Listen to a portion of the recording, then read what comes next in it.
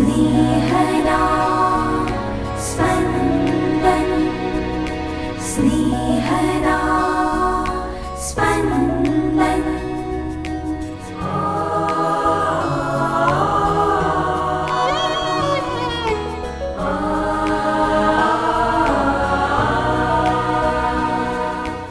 સામાન્ય કાળના 18મા અઠવાડિયાનો ગુરુવાર. ધર્મસભા આજે ઈસુનું દિવ્ય રૂપ દર્શનનું પર્વ ઉજવે છે.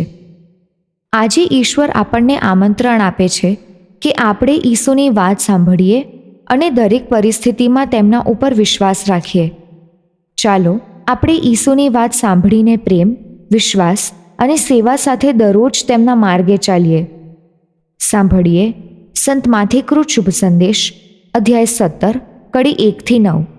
6 દિવસ પછી ઈસુ ફક્ત પીતર, યાકોબ અને તેના ભાઈ યોહાનને એક ઊંચા પર્વત ઉપર લઈ ગયા. ત્યાં તેઓની નજર આગળ તેમનું રૂપ બદલાઈ ગયું. તેમનો ચહેરો સૂર્યની જેમ ઝળહળવા લાગ્યો અને તેમના વસ્ત્રો પ્રકાશ જેવા ઉજળા થઈ ગયા.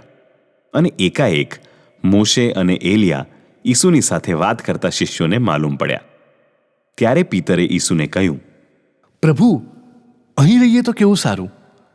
જો આપની ઈચ્છા હોય તો હું અહીં 3 મઢોલી ઊભી કરું, એક આપને માટે, એક મોશેને માટે ને એક એલિયાને માટે. હજી તે બોલતો હતો ત્યાં એક તેજોમય વાદળે આવીને તેમના ઉપર છાયા પાથરી અને વાદળમાંથી એકાએક વાણી સંભળાઈ, આ મારો પુત્ર છે, મારો પ્રિયતમ પુત્ર છે, એના ઉપર હું પ્રસન્ન છું, એનું કહ્યું સાંભળજો. આ સાંભળીને શિષ્યો ભયના માર્યા ઊંધે મોડે ભોંય પર પડ્યા. એટલે ઈસુએ તેમની પાસે આવી સ્પર્શ કરીને કહ્યું, ઊભા થાઓ, ડરો નહીં. અને તેમણે આંખો ઊંચી કરીને જોયું તો ઈસુ સિવાય કોઈ નજરે ન પડ્યું. પર્વત પરથી નીચે ઉતરતા હતા ત્યારે ઈસુએ તેમને આજ્ઞા કરી કે માનવ પુત્ર ફરી સજીવન થાય ત્યાં સુધી તમને થયેલા દર્શનની કોઈને વાત કરશો નહીં. स्नेहदा स्पन्दन स्पन्दन। શુભ સંદેશમાં આલેખાયેલા પ્રભુ પ્રકાશના પ્રસંગોમાં સૌથી પ્રખર પ્રગટીકરણ છે આજના શુભ સંદેશના પાઠના દિવ્ય દર્શનના પ્રસંગમાં. આ પ્રસંગમાં આકાશ ને ધરતીના અદ્ભુત નજારામાં મોશે, એલિયા અને ઈસુના દુર્લભ મિલાપના દર્શન અને ઈસુ વિશેની આકાશવાણીથી ઈસુ કાલવારી પરના સૌથી કરપીણ મૃત્યુનો આઘાત જીરવવા માટે આ ત્રણેય શિષ્યોને તૈયાર કરે છે. દિવ્યરૂપ આ ઘટના ઈસુ પોતાની મહાવ્યથા અને મૃત્યુની આગાહી કરે છે એ પછી ઘટે છે, જેથી તેમને ઈસુનું આ સ્વરૂપ જોઈને ઈસુની દિવ્યતાની સાચી ઓળખ મળે. આ જ 3 શિષ્યો પછી ઈસુની જૈતુનવાડીની વેદનામાં પણ સામેલ હોય છે, જેથી તેમને અનુભવ થાય છે કે ઈસુના શિષ્ય તરીકે વેદના પછી જ મહિમા પ્રાપ્ત થાય છે. અહીં ઈસુનો ચહેરો સૂર્યની જેમ ઝળહળવા લાગે છે. 10 આજ્ઞાઓ મળ્યા પછી નીચે આવતાં મોશેનો ચહેરો તેજ મારતો હતો, પણ એ તેજ પ્રભુ સાથે વાત કરવાને કારણે પ્રભુનું પ્રતિબિંબ પાડતું હતું.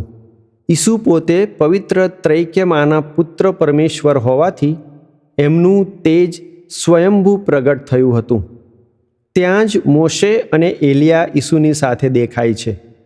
મોશે નિયમ સંહિતા, જૂનો કરાર અને મહાપ્રસ્થાનના નાયક હતા અને એલિયા પૈગંબરો, પુનર્ગઠન અને મસીહાના આગમનની છડીદારના પ્રતીક હતા.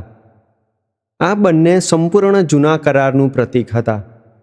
તેમની હાજરી એ બાબતની પુષ્ટિ હતી કે ઈસુ મોશેની નિયમ સંહિતા અને પૈગંબરોના વચનોની પરિપૂર્તિ હતા. મોશેએ ઇસરાયેલને મિસરની ગુલામીમાંથી મુક્ત કર્યું હતું. એ પ્રતીકની પરિપૂર્તિ ઈસુએ સંપૂર્ણ માનવજાતને પાપ ને મૃત્યુની ગુલામીમાંથી મુક્તિ આપવા માનવદેહ ધારણ કર્યો હતો. ઈસુનું દિવ્યરૂપ દર્શન મહિમાને બલિદાન સાથે જોડે છે.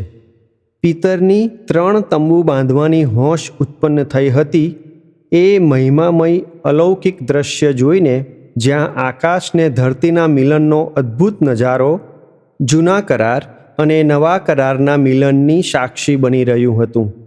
પિતરને જાણે આ ઘડી સમયના વહેણમાં વહી જાય એ પહેલાં કેદ કરી લેવી હતી, કારણ કે અંતરને પરમ સુખ આપે એવી ઘડી તેણે કદી નિહાળી નહોતી. પણ ઈસુપંથી યાત્રા પર્વતની ટોચ પરથી સ્થાયી થતી નથી, પણ ત્યાંથી નીચે ઉતરીને રોજિંદા જીવનમાંથી પસાર થઈને છેવટે કાલવરીના ક્રૂસ તરફ જાય છે. એલિયા સાથે પણ એમ જ થયું હતું, જેમને હોરેબના પર્વત પર પ્રભુ સાથેના મિલન પછી એને સોંપેલા કામ માટે મોકલી આપવામાં આવે છે. આધ્યાત્મિક અનુભવો ઈશ્વરે સોંપેલા કામ પાર પાડવા માટે જરૂરી છે. એક પ્રૌઢ ઉંમરે પહોંચેલા પુરોહિત એમના સંન્યસ્ત જીવનનો અનુભવ ટાંકતા કહેતા હતા કે અત્યાચારના આ પડકારરૂપ કાર્યક્ષેત્રમાં ઘણીવાર હતાશ થઈ જાઉં છું.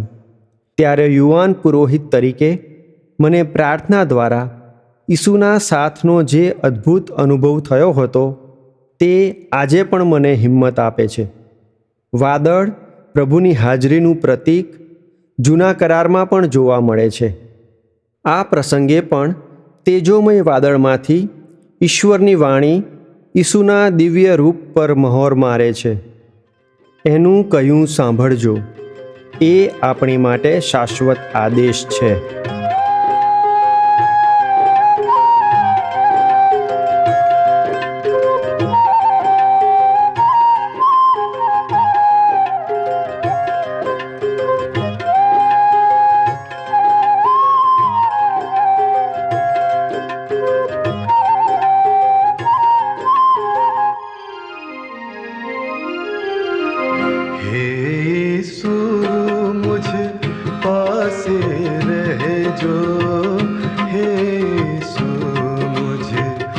श्वासे रहजो हे यीशु मुझ पासे रहजो हे यीशु मुझ श्वासे रहजो આગળ પાછળ ડાબે જમણે ઘેરી રહેજો મારા તનને હે યીશુ મુझ પાસે રહેજો હે યીશુ મુझ શ્વાસે રહેજો